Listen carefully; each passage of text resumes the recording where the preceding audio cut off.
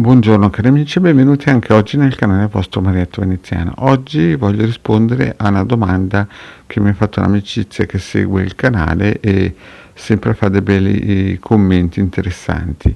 E la domanda è se le anime, almeno se io riconosco le anime o le anime si riconoscono. Ma prima di fare questa pillola, il vostro Marietto vi chiede come ogni volta di iscrivervi al canale YouTube di De Garda e al canale YouTube del vostro Marietto Veneziano, di venirci a trovare nei nostri gloriosi Facebook, ed è inutile dire che i nostri iscritti nei gruppi Facebook sono i migliori del pianeta Face, di venirci a trovare anche nel gruppo di Magici Arcieri Bertolini di Telegram. Trovate qui sotto in descrizione il link per accedervi, dove lunedì sera il De Gara Marietto Veneziano coadiuvati da Milas tengono un percorso esoterico gratuito. Siete tutti invitati e se venite vi mettiamo giù il tappeto rosso.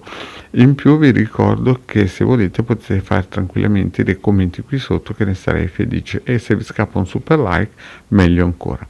Bene, io ritorno un po' sul discorso che Mon Meg mi ha fatto come domanda, se io riconosco le anime. Io in quel momento lì, per ritornare al discorso della Delia, che da piccolino sapevo che sarebbe stata quella persona che nella reincarnazione dopo mi avrebbe aiutato, l'ho saputo perché me l'hanno detto i cabalisti, perché quando a 15 anni ho praticamente visto il mio futuro e mi sono voltato verso di loro e ho chiesto ma come caspita farò a salvarmi con tutti questi nemici, loro mi parlavano di questa famosa Paola, son nome fantasia chiaramente, no? E quando io chiaramente spaventato gli chiesi ma come caspita faccio a trovare sta Paola qua, non è meglio che la trovo prima? Loro mi dissero tu non puoi trovarla adesso, perché adesso prima di tutto se te lo spieghiamo dov'è non potresti capire, ma se anche te lo diciamo non puoi andare a prendere la Paola. Al che io insistetti e loro mi dissero guarda, la Paola dentro la Delia. Al che io, come ho spiegato, andai a casa, chiesi al mio babbo chi era sta Delia e alla fine lui capì chi era praticamente la mamma di un mio compagno di classe. Però bisogna dire un'altra cosa, che quando la Paola poi si è reincarnata non aveva più niente a che fare con la Delia, cioè era chiaramente con il suo vissuto un'altra persona, solo io mi ricordavo, ma perché? Perché a 15 anni mi era stato spiegato a lettere cubitali, dopo avermi fatto vedere cosa sarebbe successo, che l'unica persona che in quel momento lì mi avrebbe potuto dare una mano era questa Paola qua, che poi tra l'altro io l'avrei solamente potuta ritrovare con quel cognome quando si sarebbe sposata. Quindi anche se fossi andato a cercarla prima che si sposasse e acquisisse il cognome del marito, per me sarebbe stato impossibile.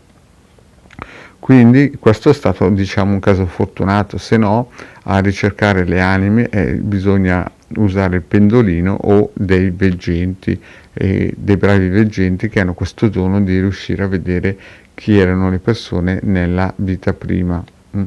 Se no questo non è un dono che ho, io casomai ho altre qualità, ma il dono della veggenza no.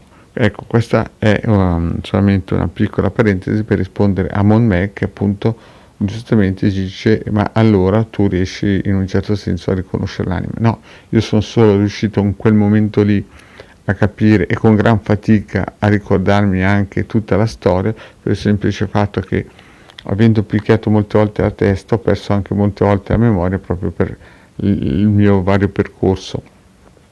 Comunque quello me lo sono ricordato proprio bene, perché infatti poi è successo come mi avevano fatto vedere i cabalisti, però è stato come un accendersi, no? Quando si accendono le lampadine e vengono dei flash che ci si ricorda alcune cose del proprio passato, e in questo caso qui ho riconosciuto questa signora, gliel'ho anche detto tra l'altro, però vabbè, lei spero che mi abbia creduto, comunque mi ha aiutato in modo importante, sebbene all'inizio è stata una delle mie peggiori nemiche, e la Delia quando veniva a trovarmi in modo medianico me lo disse, mi disse guarda che quel giorno che io ritornerò non sarò più come adesso, ma sarò in un certo senso un po' duretta, perché non riuscirò a capire come sta muovendosi il mondo, mi chiese anche perdono per le cose che avrebbe fatto, perché non era in grado di capire cosa stava effettivamente succedendo. Bene, cari amici, detto questo, il vostro Marietto Veneziano ringrazia Mon Meg per avergli fatto questa domanda e avermi dato la possibilità di spiegare. Vi chiede, se volete fare dei commenti, di farli qui sotto, che il vostro Marietto è sempre contento di poter rispondere. Certamente nelle mie possibilità, non posso inventare cose che non ho mai visto, a dipendenza delle domande che fate. Bene, cari amici, vi ringrazio di avermi seguito e vi chiedo di mettere un bel like, e alla prossima. Grazie, ciao.